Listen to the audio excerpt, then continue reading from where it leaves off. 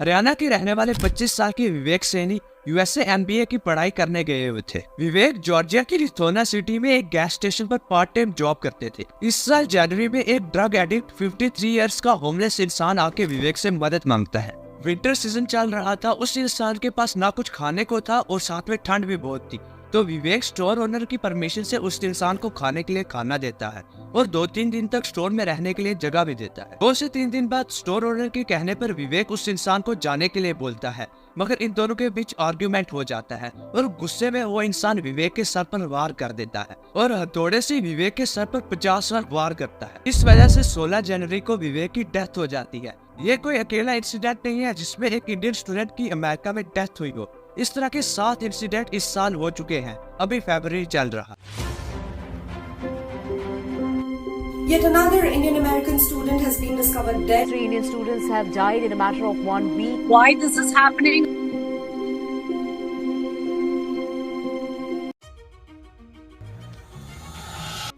हर साल 2.5 से 3 lakh students India से अमेरिका हायर एजुकेशन के लिए जाते हैं। बहुत से स्टूडेंट्स पार्ट टाइम जॉब करते हैं कुछ पैसों के लिए। यहाँ से गए स्टूडेंट्स में पार्ट टाइम जॉब करना काफी कॉमन है। अमेरिका में जगह जगह पर गैस स्टेशन होते हैं। इन गैस स्टेशन पर लोग फ्यूलिंग के लिए आते हैं। फ्यूल के साथ साथ इन गैस स्टेशन पर स्टोर्स भी होते हैं और इन स्टोर्स में स्नैक्स एंड ड्रिंक्स मिलती है। ज्यादातर स्टूडेंट्स इन गैस स्टेशन पर जॉब करते हैं और मेनली इन गैस स्टेशन पर पुलिस नहीं होती है, इसलिए इन गैस स्टेशन पर क्राइम्स बहुत ज्यादा होते हैं। वो 24/7 गैस स्टेशन ओपन होता है। Some gas stations don't even have police at there all the time. मेरे कैंपस के सामने होता था, मैंने कई बार बताया, वहाँ पे कर्फ्यू होता था, पुलिस हमेशा वहाँ पे होती है, फिर भी there is so many things happening over there. हर year, every year there are 2 to 3 times gun shot in that gas station even with police there. बात करें विवेक की केस की, तो वो एक गैस स्टेशन पर जॉब करता था।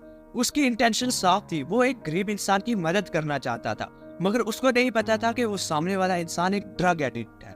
इस वजह से उसने विवेक की जान ले ली। ड्रग एडिक्शन एंड होमलेसनेस काफी कॉमन प्रॉब्लम है अमेरिका की। इस वजह से अमेरिका क्राइम इंडेक्स 2024 की रैंकिंग में 58th नंबर पे आता है और कंपैरिजन के लिए बता दूं, इंडिया 83rd नंबर पे आता है। एक और इंडियन ओरिजिन स्टूडेंट नील आचार्य, जो कि पर्दू यूनिवर्सिटी में पढ़ता था। नील की उम्र 19 साल थी और जनवरी 28 को नील गायब हो गया। लास्ट सीन उबर ड्राइवर ने नील को देखा था, उसके बाद से नील लापता हो गया।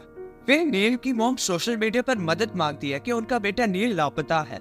इन्वेस्टिगेशन करने पर 2 से 3 दिन बाद नील की बॉडी यूनिवर्सिटी के कैंपस में मिली। नील के पेरेंट्स शॉक्ड थे कि उसकी डेथ कैसे हुई या फिर मर्डर हुआ था। नील की डेथ का रीजन अभी तक पता नहीं चला है। नील की डेथ के 2 हफ्ते बाद एक और इंडियन स्टूडेंट की पर्दू यूनिवर्सिटी में डेथ हो जाती है। उस स्टूडेंट का नाम समीर कामत था। अथॉरिटीज का कहना था कि समीर ने खुद को गोली मारकर सुसाइड की है। अभी भी इस केस की इन्वेस्टिगेशन चल रही है। एक और Indian origin student Akul Dhawan university of Illinois Urbana Champaign में पढ़ते थे। अकुल की एज 18 थी। 20 जनवरी को अकुल के पेरेंट्स को अकुल के फ्रेंड की कॉल आती है।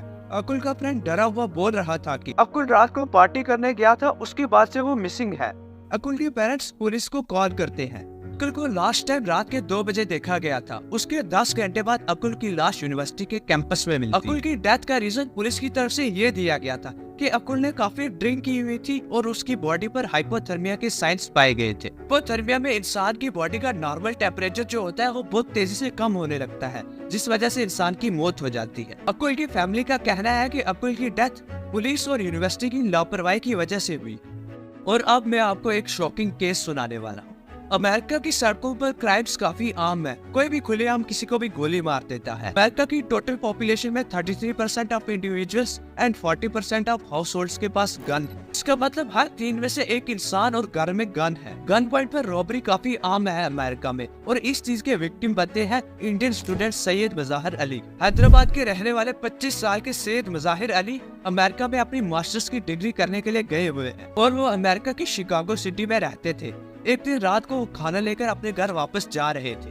3 लोग मज़ाहिर का पीछा करने लगते हैं और शक होने पर मज़ाहिर दौड़ने लगते हैं। मज़ाहिर का पाँव स्लिप होता है और वो गिर जाते हैं और रॉबर्स उन पर अटैक करते हैं, उनको मारते हैं, पीटते हैं और उनसे मोबाइल और पैसे छीन लेते हैं। Somebody is 4 people, there were 4 people, 4 जन ने मिलके मेरे को मारे भाई।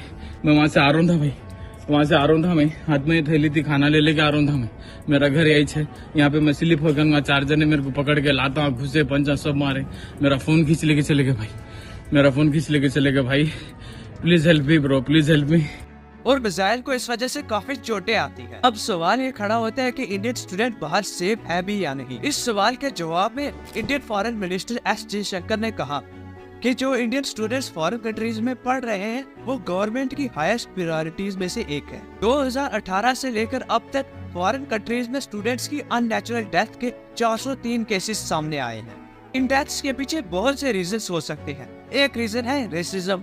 इंडियन स्टूडेंट्स के साथ रेसिज्म होता है और बहुत से स्टूडेंट्स सुसाइड कर लेते हैं क्योंकि वो प्रेशर नहीं झेल पाते। जिस तरह से इंडिया में कोटा एक सुसाइड हब बना हुआ है स्टूडेंट्स के लिए। आपके क्या व्यूज है, सब पर मुझे कमेंट सेक्शन में जरूर बताएं।